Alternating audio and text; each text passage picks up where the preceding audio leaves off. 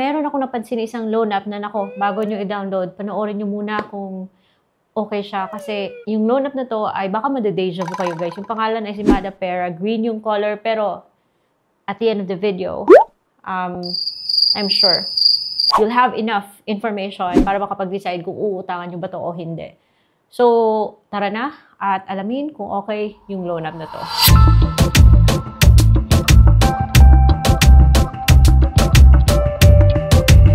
Okay, so disclaimer muna ha that this video is not sponsored and it's based on my personal experience because sinubukan ko yung loan app na to.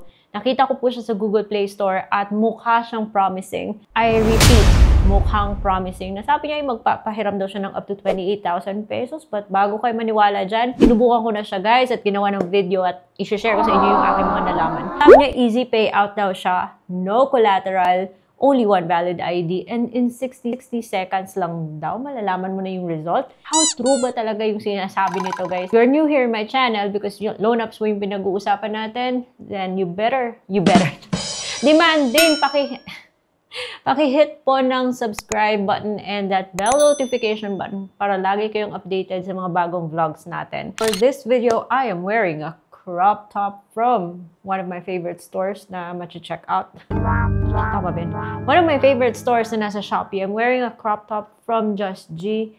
And it's very comfortable. It's very soft. Lakas makabagets, guys. If you like this shirt, the detail, check it sa Shopee. Meron tayong product link dyan para hindi kayo maligaw. Today's video, loan na po yung actual nating topic. Kaya tune in kayo. And kung gusto nyo makilala to, then keep watching. Madapera. Again and again and again. Nada-download lang po siya sa Google Play Store. Mukhang mataas yung rating niya, guys. But huwag kayo maniwala sa rating niya dyan. Kasi ang dami pong nabigay sa kanya ng 1 star. So, bakit kaya, diba? Alamin nyo na lang sa video na ito. Huwag nyo munang i-download. So, ayun, hihingi po siya ng iba't ibang permissions tulad ng SMS, access to camera, and as of April 10, 2025, ayon sa kanyang privacy policy, legit daw siya. Yun yung sabi niya, ha? Pero, what I did was, when I copied that number, and then pumunta ako ng list of recorded online lending platforms, wala po siya doon, mga me. It's important na yung loan app ay nasa list of recorded online lending platforms ni SEC. Paano? Sino yung re-reklamo natin? Kung hindi natin alam kung sino yung re-reklamo, diba? Kung hindi nga registered sa SEC. Okay, so pagkatapos nang i-download, pagkatapos yung in-accept yung kanyang privacy policy, lumabas 28,000 pesos daw. Pero wait lang mga me. Kahit na sinasabi niya 91 to 180 days, kayo kaagad maniwala dyan. O, yun. Sneak peek na yan ha, pero mas mabuti mo patuloy pa rin to. Click ko yung apply now, okay? And then humingi po siya ng active mobile number. So pag nag-submit kayo ng mobile number niyo dito, nag-OTP kayo, nakapasok kayo sa system nila, it is understood na ina-accept niyo yung nasa privacy policy. So huwag kayong click ng click dyan. It's better, panoorin niyo muna to. Natanggap ko po yung OTP na nanggagaling kay, drum roll please, Yung OTP ay nanggagaling kay Madalon, mga bez. Ayun, Madalon. May mga feelings na ako doon pa lang. Nag-click ng next step.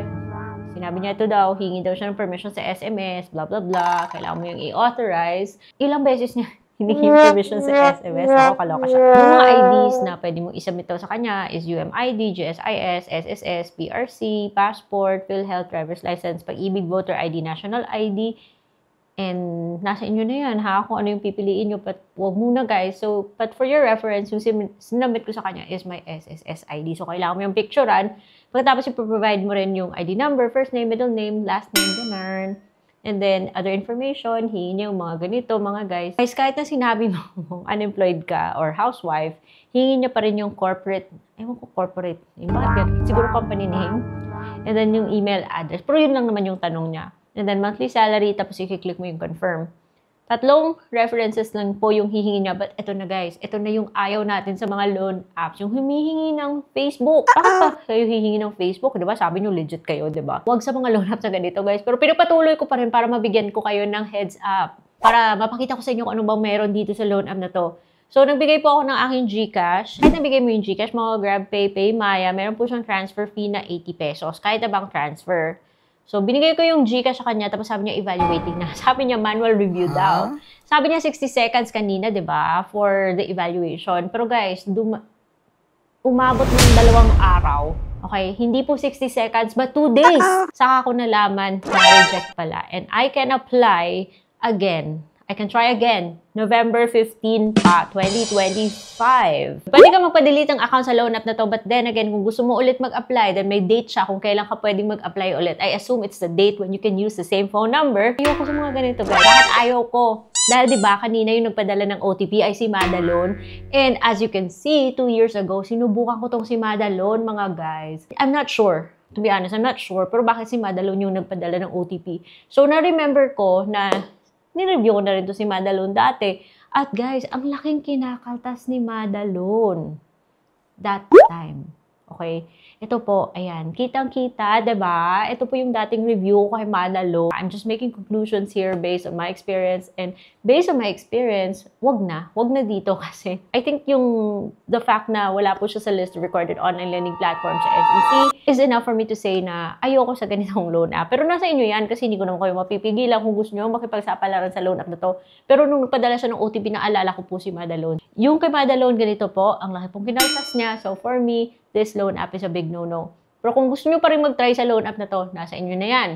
Pero sana naman, bago kayo mapadpad sa ganitong mga loan apps, i-check nyo po yung mga loan apps na nasa legit loan apps playlist kay Ate Red. Pero hindi ko sila pinopromote ha. These are loan apps na na-try ko na at so far naging okay naman yung experience ko. May iba sa kanila na hindi man ako na-approve. Pero very, very transparent sila guys ha.